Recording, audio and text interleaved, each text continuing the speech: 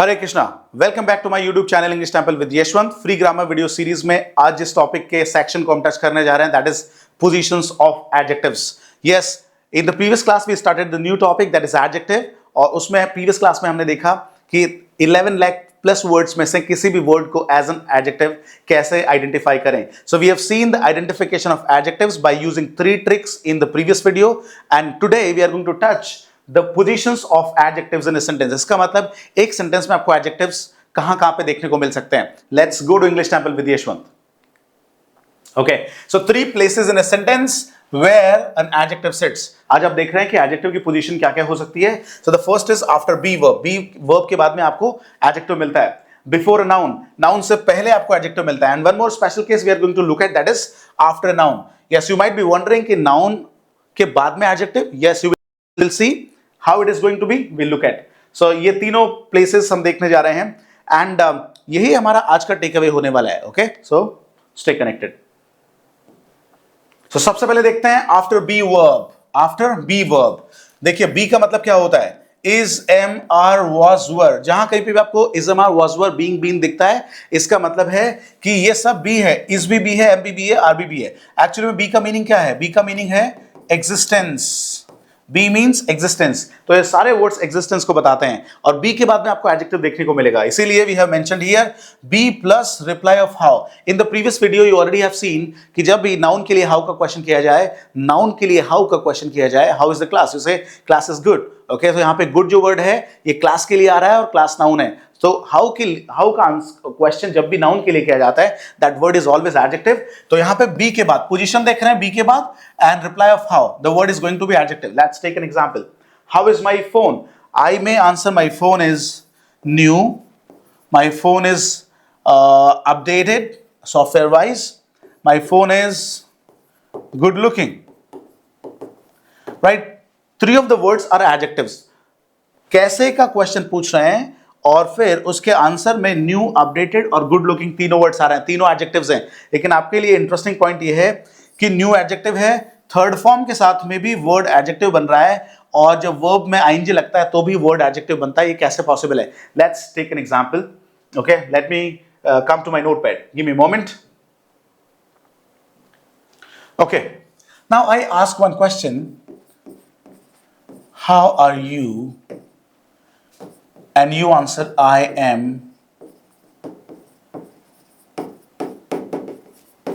disappointed.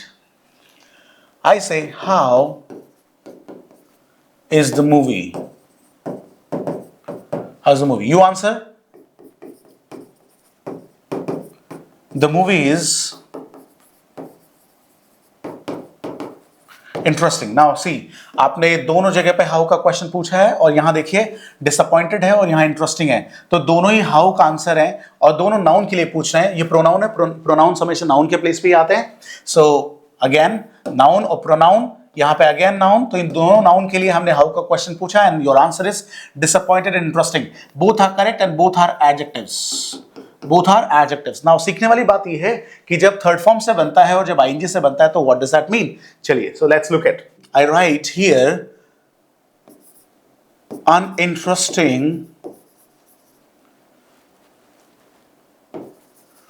uninteresting movie. So can't I write a movie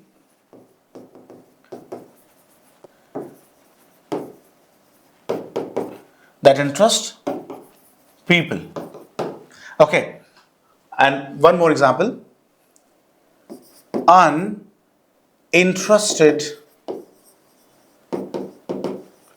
Uninterested story. A story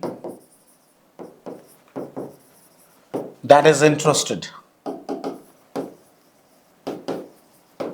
Okay, one more. Uninteresting boy. Can't I write a boy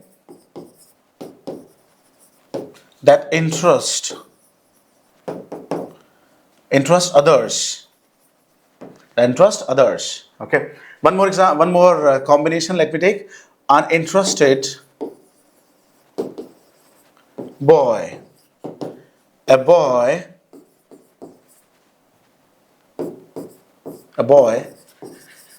that is interested. Okay, a boy who is interested. Okay, who is interested. Now, जब कभी भी आपको ING की form में adjective मिलता है, it shows कि वो, यहां देखिए एग्जांपल में, अनइंटरेस्टिंग मूवी, इसका मतलब एक ऐसी मूवी जो दूसरे लोगों को इंटरेस्ट करती है, a movie that interests other people. So meaning जो है वो फॉरवर्ड डायरेक्शन में है.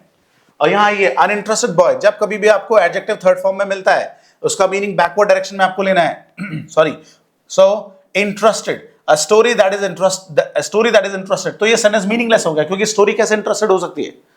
How a story can be interested? How a story can be interested? Story कैसे इंटरेस्टेड हो सकती है? क्योंकि स्टोरी में तो इमोशंस नहीं है. ओके, अनइंटरेस्टिंग बॉय, फिर से देखिएगा आईएनजी के साथ में एडजेक्टिव लग रहा है, इसका मतलब ये ट्रांजिटिव वर्ब है, किसी को इंटरेस्ट करेगा.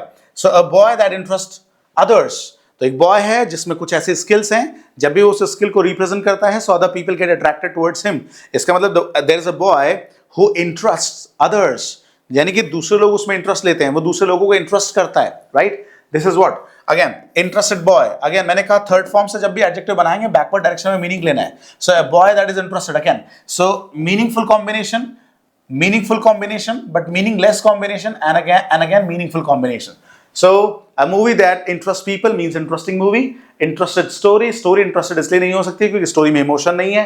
थर्ड फॉर्म के साथ में जब भी आप एडजेक्टिव बताएंगे तो मीनिंग बैकवर्ड डायरेक्शन में आता है, स्टोरी में इमोशन नहीं है, स्टोरी कभी इंटरेस्टेड नहीं होगी. हाँ, ऐसा हो सकता है story is interesting because that story interests other people. जब भी आप थर्ड फॉर्म से एडजेक्टिव बताएं तो इसका मतलब है कि वो रिजल्ट है. वो क्या है? रिजल्ट. और जब भी आप आईएनजी से बताएं तो फिर वो क्या है? कॉज है. For example, you are interested, इसका मतलब है समथिंग इज इंटरेस्टिंग. तो कोई चीज है जो इंटरेस्टिंग है इसलिए आप इंटरेस्टेड हैं, तो आप रिजल्ट हैं और जो इंटरेस्टिंग है वो कॉज है. For example, movie is interesting, you are interested. So movie जो है वो कॉज है और इंटरेस्टिंग जो है वो कॉज है, वहां पे कॉज को रिप्रेजेंट करता है, और इंटरेस्टेड जो है वो रिजल्ट को बताता है. For example, trip is exciting, so you people are super excited. You are excited, trip is exciting. तो अगर ट्रिप एक्साइटिंग है तो आप एक्साइटेड है. मैं ये नहीं बोल सकता trip is excited, that is meaningless, क्योंकि उसमें इमोशन नहीं है, ट्रिप में इमोशन नहीं है. Okay, one more, the news is surprising. So when the news is surprising it means you are surprised. I can not say news is surprised. News कैसे surprise हो सकती है? न्यूज में इमोशन नहीं है. Understand? So this is very interesting concept, you have to understand this. Let me come back to my PPT. Okay, so I can say new, updated and good looking. Three of them are adjectives. Okay, now we move on. Okay, now see, there are three pictures and my question is again using how. How is the glass? How is the glass? I say glass is new. I say glass is new. Okay, new is adjective. The glass is damaged. देखिए third form जब लगती है तो उसका क्या मतलब होता है? थर्ड फॉर्म जब भी यूज करते हैं आप एज एन एडजेक्टिव तो उसका मायने क्या है, उसकी इंपॉर्टेंस क्या है, वो क्या किस मैसेज को डिलीवर करता है. Let's see, just imagine that it is just a glass. Imagine कीजिए कि एक ग्लास है and it is in my hand. Okay, जब तक ये ग्लास मेरे हाथ में है, क्या कोई एक एक्शन है ब्रेक? एनी एक्शन, कोई मैं एक एक्शन लेता हूं ब्रेक. ओके, मेरे हाथ में ग्लास है, जब तक ये ग्लास मेरे हाथ में, क्या इसके ऊपर ब्रेक एक्शन अप्लाई हो गया? You say no. Okay, now what I do, the moment I do this, glass goes down. Okay, it gets on to the surface. जैसे सरफेस पे गया, अब इसका कंडीशन बदल गया, इसका मतलब ब्रेक एक्शन इसके ऊपर अप्लाई हो गया. तो जैसे ही इसके ऊपर ब्रेक एक्शन अप्लाई होता है, इसका कंडीशन बदल गया, इसका स्टेट बदल गया.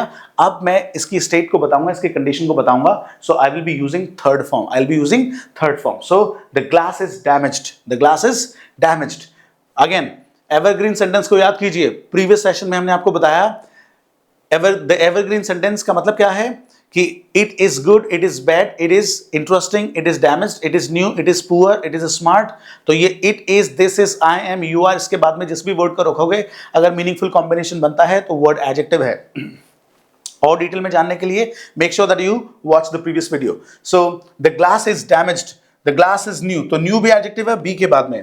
The glass is damaged. Damaged भी एडजेक्टिव है, और आपने जाना कि जब भी कोई एक्शन किसी ऑब्जेक्ट या किसी पर्सन पे अप्लाई होता है तो उसका कंडीशन बदल जाता है, उस कंडीशन को, उस स्टेट को, उस अवस्था को आप थर्ड फॉर्म से बताते हैं, इसी को आप एडजेक्टिव बोलते हैं. So glass is damaged. One more example, imagine you go to a ground in the morning on Sunday and you play cricket, you play 5-6 matches, maybe 5 over match or maybe 10 over match you play, but you play 5-6 matches. You come back in the afternoon, so you come back home and you ask your mother, oh my god, please एक glass पानी देना, मैं बहुत थक चुका हूं. So जैसे ही आपने इस वे में बोला, and I ask you what is your condition here, you say I am tired. So you did not say I am tiring, you did not say I am tired, you said I am tired. So tired is adjective, that is third form, that is third form. Understand? So third form से आप adjective बताते हैं. The glass is good looking. Okay, glass is good looking, again ing से भी. So just for your understanding, I have mentioned 3 pictures over here. एक में मैं बता रहा हूँ glass is new, second में glass is damaged, third में glass is good looking. तीनों adjectives हैं. Okay, third form से भी adjective बन रहा है, ing से भी adjective बन रहा है, और एक ordinary word आपके पास में जो अपने आप में adjective है, you are using it directly. Okay, और pattern same है कि glass is के बाद में यूज हो रहा है. नाउ बी, अब देखिए ये बी के बाद में एडजेक्टिव होता है, और बी आपने देखा इज, एम, आर, वाज, वर, तो हमने यहां पे लिया है इज, बी, इज लिया है, एम लिया है, are, was, were. Okay, so is, am, are के बाद में आप देखेंगे कि यहां पे आप आईएनजी से भी एडजेक्टिव बनाएंगे. Let me give you some examples. The news is surprising, the news is surprising. Okay, another, I am helping in nature, I'm helping in nature. Okay, you are motivating, you are motivating person, you are motivating. Okay, इतना ही रखते हैं sentence को, you are motivating. Okay, my trip was exciting, my trip was exciting. Okay, they were encouraging, they were encouraging. अब आप देखिए ये सब adjectives है. ING, helping ING, motivating ING, exciting ING, encouraging ING. तो देखिए वर्ब में जब आईएनजी लग रहा है तो ये एज एन एडजेक्टिव फंक्शन कर रहे हैं, क्योंकि अल्टीमेटली एडजेक्टिव स्टेट, कंडीशन, अवस्था को बताते हैं, और वो हाउ का आंसर होता है. यहां पे मैं आपसे पूछता हूं, how was the news, you say the news is surprising.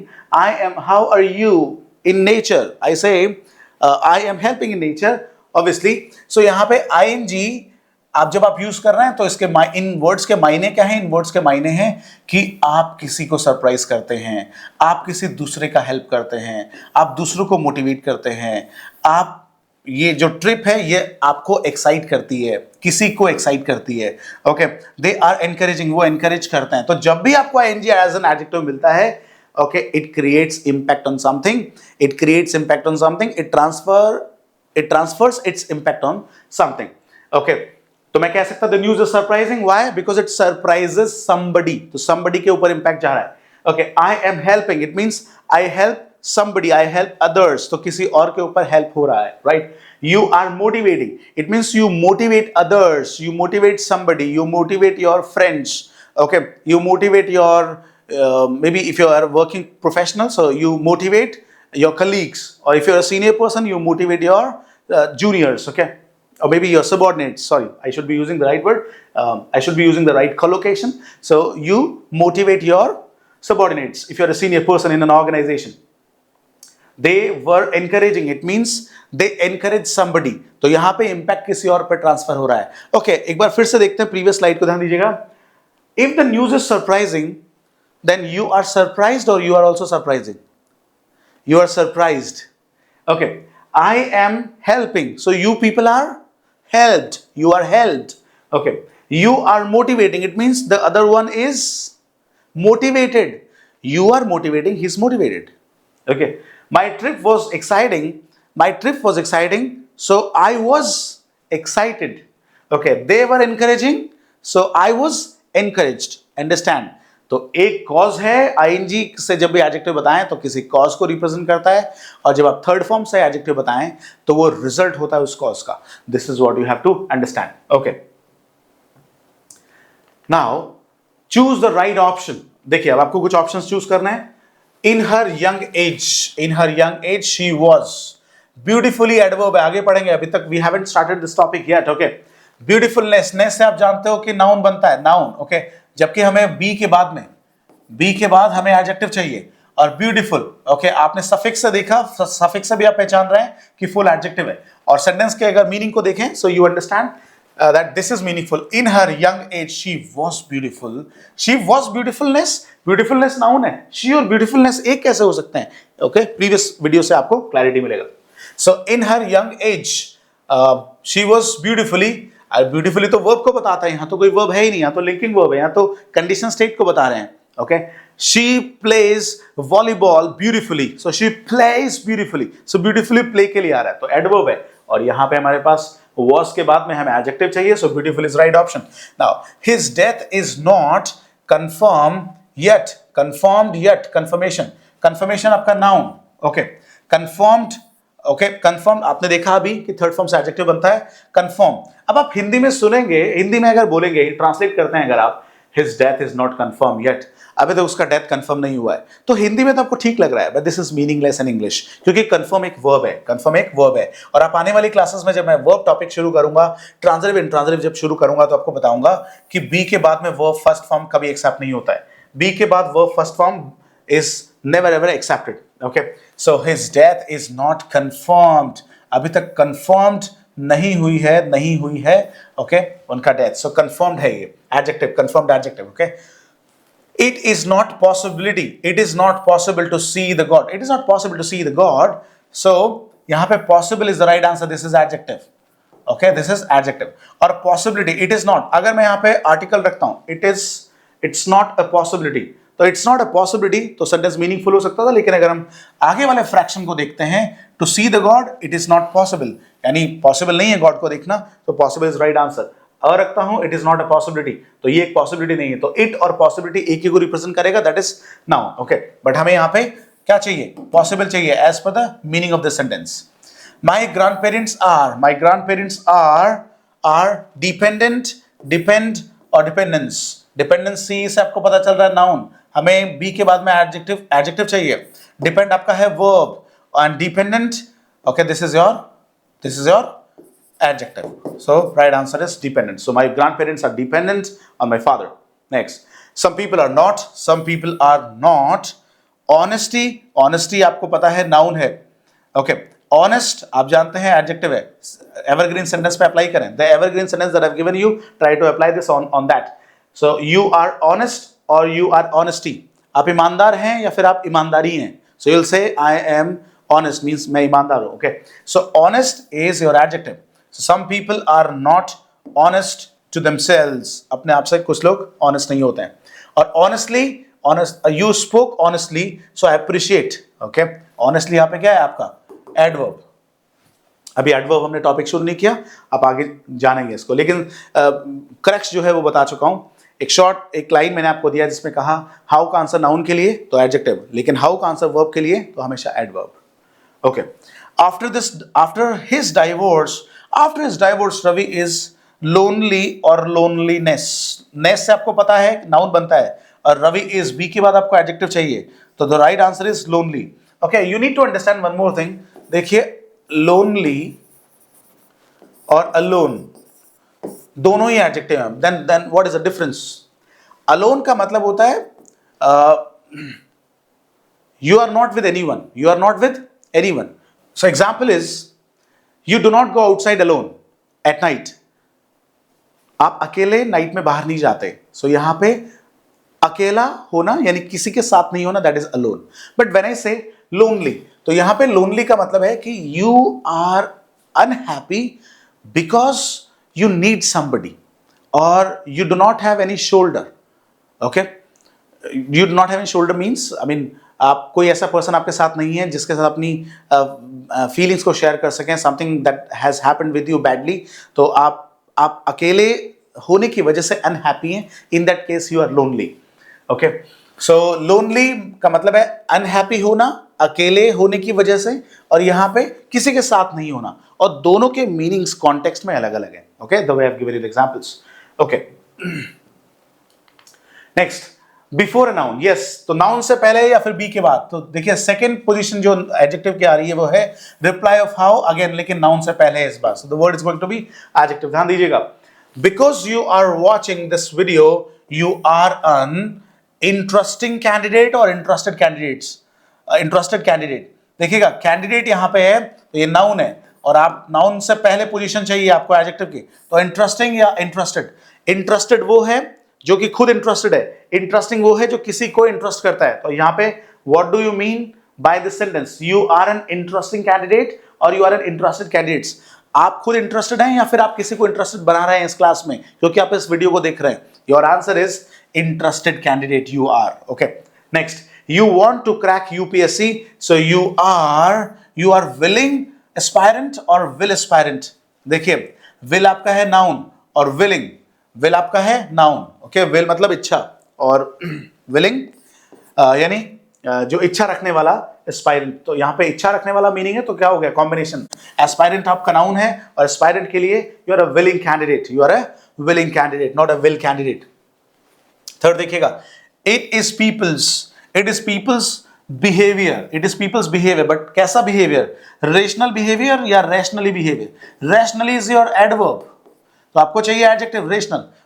the evergreen sentence try to apply, it is nice, it is poor, it is और he is rational।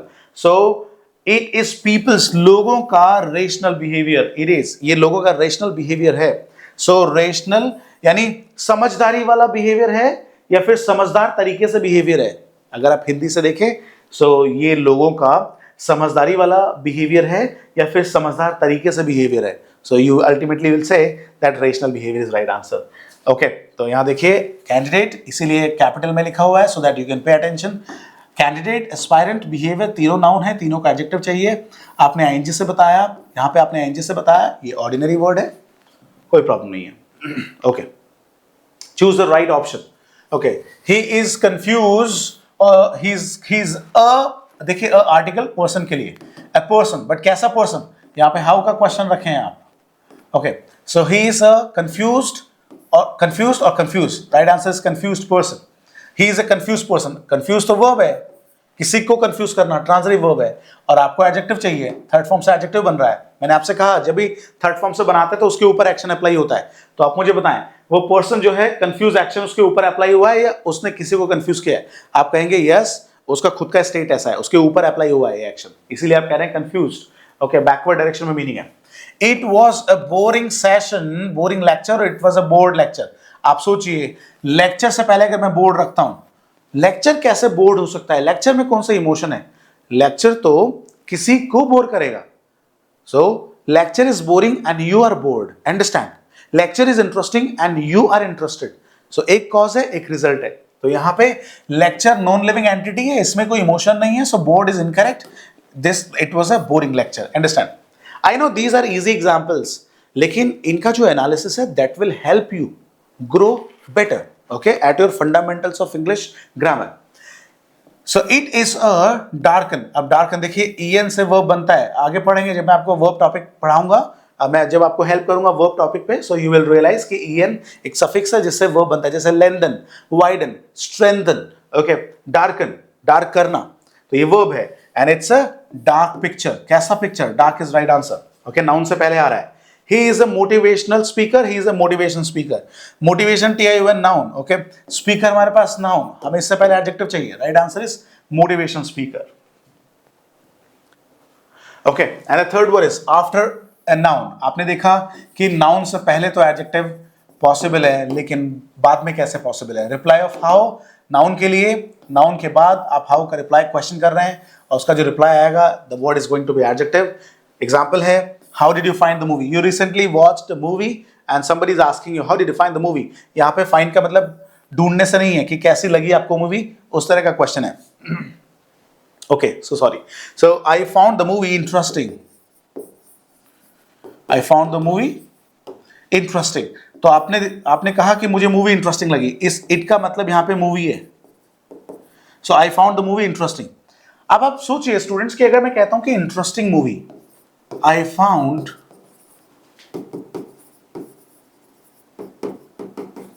interesting movie, एक तो मेरा स्टेटमेंट ये है, और एक मेरा स्टेटमेंट है आई फाउंड द मूवी इंटरेस्टिंग। बहुत अच्छे से डिफरेंस को समझिएगा। मूवी इंटरेस्टिंग, मूवी इंटरेस्टिंग, बहुत अच्छे से समझिएगा। यहां पे आपको जो मूवी मिली, आपको मिली, आप somebody एग्जाम्पल लेते हैं कि किसी ने आपसे कहा कि आपको प्रेजेंटेशन देना है और प्रेजेंटेशन का आपका क्वेश्चन है you have to narrate the story of the movie that you saw recently. आपने कोई मूवी देखा, आपको उसका स्टोरी नरेट करना है ना। आपने जो भी मूवीज देखे हैं, you go back to old memories, आप मूवीज को रिकॉल करते हैं, जो आपको सबसे ज्यादा याद है उसका स्टोरी आप नरेट करने के लिए अपना होमवर्क शुरू करते हैं। तो आपने रिसेंटली कोई मूवी देखी, उसकी स्टोरी को नरेट करने का कोशिश किया, लेकिन आपको इंटरेस्टिंग नहीं लगा तो आपने छोड़ दिया। उसके बाद में आप नेक्स्ट मूवी जो आपने देखी उससे पहले you try to recall again, आपको इंटरेस्टिंग नहीं लगा तो you left it, it was not, you were not interested in that movie.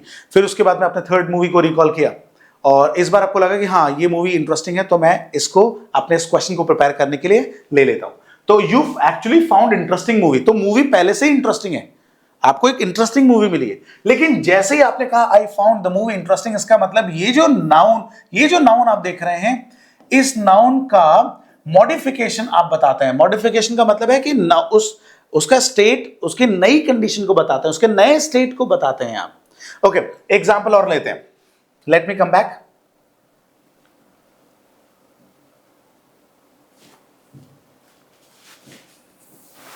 देखिए, I painted the black wall. I painted the black wall. यहां पे आपने पेंट किया, ऑलरेडी वॉल ब्लैक था ऑलरेडी। लेकिन मेरा सेंटेंस है I painted the wall black। इसका मतलब वॉल का ये नया स्टेट है, नई कंडीशन है, नया वॉल का बात कर रहे हैं। यानी पहले वॉल ब्लैक नहीं था, अब हमने उसको जब पेंट किया तो फिर उसका, इस नाउन का ये नया स्टेट है। ये चेंज नाउन में जब आता है तब आप इस एडजेक्टिव को बाद में यूज करते हैं। Understand? Very interesting. I painted the black wall, यानी कि पहले से ही ब्लैक था, उसके बाद में आपने उसको पेंट किया, किसी भी कलर में किया होगा, किसी भी दूसरे नए कलर से किया होगा। लेकिन आई पेंटेड द वॉल, कोई वॉल था, आपको पता नहीं है कैसा वॉल था, लेकिन उस पेंट करने के बाद में जो उसका स्टेट है वो ब्लैक है। Understand? This is what is something you have to pay attention, कि जब भी एडजेक्टिव बाद में जाता है इसका मतलब वो नई स्टेट को रिप्रेजेंट करता है। एक और एग्जांपल लेते हैं। ही made me happy. He made me happy. Now see, he made me happy. अब आप यहां देखिएगा, he made me happy, तो यहां पे happy जो है ये आपकी स्टेट को बता रहा है, आपकी condition. For example, you are happy, you are happy, you are happy, तो अभी आप हैप्पी हैं, लेकिन somebody made you happy, तो हैप्पी आपकी स्टेट को बता रहा है। लेकिन जैसे ही आपने, ये ट्रांजिटिव वर्ब है और ट्रांजिटिव वर्ब के बाद में ये ऑब्जेक्ट है, ऑब्जेक्ट की जगह पे हमेशा नाउन होता है। You painted the wall, painted transitive verb है और ट्रांजिटिव वर्ब के बाद में वॉल ऑब्जेक्ट है। तो ध्यान रखिए कि ऑब्जेक्ट की नई कंडीशन को जब आप बताते हैं, उसके नए स्टेट को बताते हैं, तो बाद में रखते हैं। You made me happy, he made me happy, इसका मतलब है कि पहले मैं हैप्पी नहीं था, but he spoke to me something, और ही क्रैक्ड अ जोक, और he made me recall the previous the memories that we had 5 years back. So उन सारी मेमोरीज को जब मैंने रिकॉल किया, so this made me happy. So this made me happy, इसका मतलब पहले मेरा स्टेट कुछ और था और अब मेरा स्टेट कुछ और है। तो ध्यान सीखने वाली बात ये है कि ये जो नाउन है, इस नाउन की नई स्टेट को बताता है जब भी आप एडजेक्टिव बाद में रखते हैं। This is the difference, always understand. Okay, I hope it is clear. Let me go back.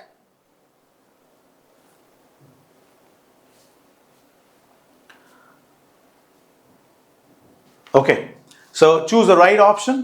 I saw it, देखिए यहां सॉ का मतलब है आई सॉ इट, बोरिंग और बोर्ड, यहां इसका मतलब है फाउंड, आई फाउंड। ओके, और आप ये भी बोल सकते हैं, फेल्ट भी बोल सकते हैं, आई फेल्ट।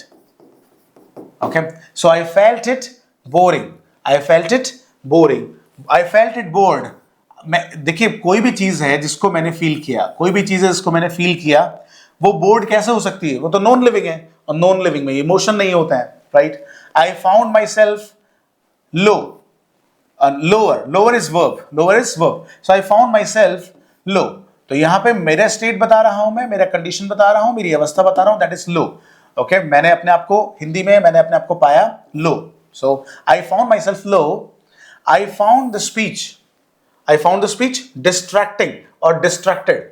अगर मैं कहता हूं कि डिस्ट्रैक्टेड ठीक है, नो, डिस्ट्रैक्टेड ठीक कैसे हो सकता है? स्पीच नॉन लिविंग है, इसमें कोई इमोशन नहीं है, तो इसकी स्टेट थर्ड फॉर्म से कैसे बता सकते हैं? क्योंकि थर्ड फॉर्म तो हमेशा रिजल्ट होता है और आईएनजी हमेशा कॉज होता है।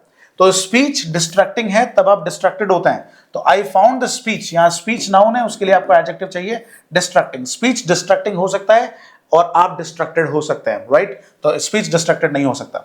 Now I felt this reply annoyed और annoying. So I felt this reply. अब देखिए, रिप्लाई अनॉइड नहीं हो सकता है क्योंकि रिप्लाई में इमोशन नहीं है।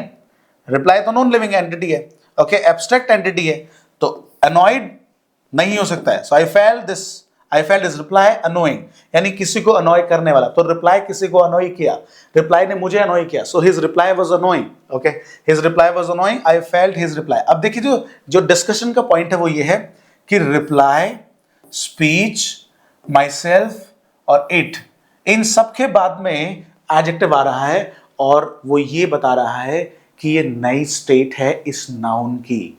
तो आई सॉ इट बोरिंग, इसका मतलब जब तक मैंने इसको देखा नहीं था तब तक मैं सोच रहा था कि ठीक होगा, ये मूवी ठीक होगा, तो मुझे लगा ठीक होगा, तो ये मेरा जनरल परसेप्शन था। लेकिन जब मैंने उसको देखा तो मुझे लगा कि ये तो बहुत बोरिंग था।